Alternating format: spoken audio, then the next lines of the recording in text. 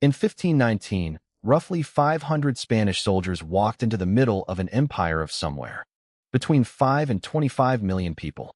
500 men, on foot, half-starving, thousands of kilometers from home, with no reinforcements coming and no way to call for backup.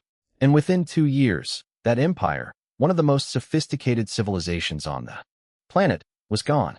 For centuries, the story you've probably heard goes something like this. The Spanish had guns and horses and steel, and the Aztecs had obsidian clubs and cotton armor, and that was basically the whole fight. Technology won. End of story. That version of events is not just incomplete, it's almost insultingly wrong. And once you understand what actually happened, the real story is stranger, darker, and honestly a lot more human than the one you were taught. Let's start with the number that should stop you in your tracks. 500 Spanish soldiers did not defeat 25 million people. Nobody defeats 25 million people with 500 men, no matter how many horses you brought. So what actually happened? The first piece of the puzzle is that the Aztec Empire was not one unified nation cheering for its emperor. It was closer to a violent protection racket spread across hundreds of city-states, most of which hated Tenochtitlan, the Aztec capital, with a passion built over generations of tribute demands and human sacrifice quotas. When Hernán Cortés showed up, he did not conquer the Aztecs. He built a coalition against them. The Tlaxcalans alone, a neighboring nation the Aztecs had been trying and failing to fully subjugate for decades, provided tens of thousands of warriors to fight alongside the Spanish. By the time the siege of Tenochtitlan actually happened, the Spanish were a small, almost decorative minority inside an army that was overwhelmingly indigenous. You could make a strong argument that what really happened in 1519 to 1521 wasn't a European conquest. It was an Aztec civil war that Europeans happened to wander into and take credit for. But even a massive indigenous coalition doesn't fully explain the collapse. For that, you need to talk about the thing that actually did the killing, and it wasn't swords. It was smallpox. In 1520, during a lull in the fighting, smallpox arrived in Tenochtitlan, most likely carried by a single infected soldier in a resupply expedition. The virus tore through a population that had zero prior exposure and therefore zero immunity. Historians estimate the epidemic killed somewhere between 40 and 50% of the city's population in a matter of months. Not years, months. Imagine losing nearly half of everyone you know to a disease nobody had ever seen before, with no explanation for why it was happening, while an army was simultaneously outside your walls. The Aztec emperor at the time, Cuitlahuac, who had taken over after Moctezuma's death, caught the disease and died within 80 days of taking the throne. Think about that for a second. The empire lost its emperor to a virus in less than 3 months while under active siege. That is not a fair fight in any sense of the word, and it wasn't really a fight. The Spanish won so much as a catastrophe they happened to benefit from.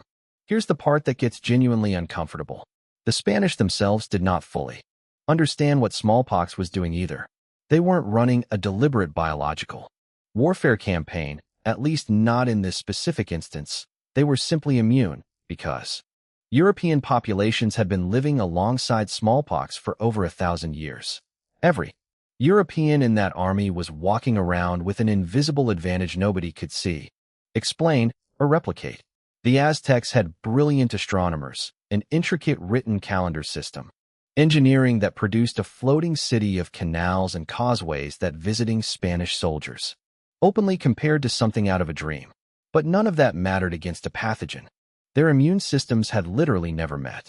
So let's rebuild the actual sequence, because it matters. Political fracture first, decades in the making, with subjugated nations desperate for any opportunity to break Aztec dominance. Then, a foreign military force small enough to be irrelevant on its own, but useful as a spark and a symbol. Then a disease outbreak, so catastrophic it functionally decapitated the leadership structure not once, but twice in rapid succession. And only then, after the city was starving, leaderless, and hemorrhaging population, did the final military siege actually succeed. Cortés did not win a war of technology. He exploited a fracture, arrived with the wrong pathogen at exactly the right time for his side, and then led a coalition of furious, previously subjugated peoples finish the job. And here's the detail that almost never makes it into the popular version of this story. After Tenochtitlan fell, disease did not stop. Smallpox was just the opening act. Over the following century, waves of measles, typhus, and influenza swept through the region, diseases the Spanish themselves had built up immunity to over a millennium of exposure back home. Some estimates suggest the indigenous population of central Mexico dropped by as much as 90% within 100 years of first contact. 90%, not from muskets, not from cannons, from pathogens nobody could see, riding in on trade goods, on clothing, on the breath of people who didn't even know they were carrying anything dangerous. So when you strip away the simplified textbook version, what you're actually looking at is one of history's clearest examples of how civilizations rarely fall to a single cause. It's never just the sword. It's political fragility that's been building for generations, combined with a biological catastrophe nobody had the tools to understand, combined with timing so precise it's almost unbelievable, all colliding in the same short window of history. Remove any one of those three factors, and you probably get a completely different outcome. No smallpox outbreak, and Cortez likely dies in Tenochtitlan or gets pushed back into the sea. No coalition of resentful subject nations, and 500 Spanish soldiers accomplish nothing more than a very short, very final expedition. No pre-existing political fractures for decades before Cortez ever arrived. And there's no coalition to build in the first place. What actually ended the Aztec Empire wasn't superior weapons or superior culture.